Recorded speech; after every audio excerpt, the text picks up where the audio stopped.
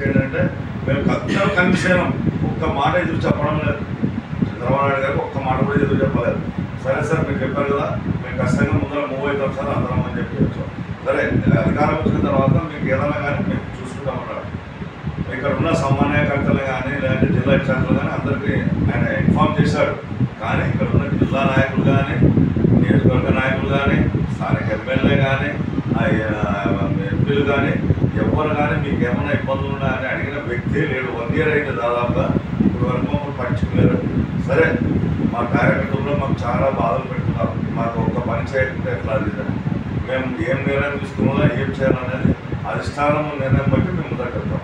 ఇంకోటి మాకు కోట్ల వర్గం అని ముద్ర వేసేంత అవసరం లేదు. కోట్ల వర్గం అందరినీ కలిసి చేయమన్నారు కోట్ల. ఈ పొద్దు కోట్ల పేరు ఎక్కడ లేదు కూడా.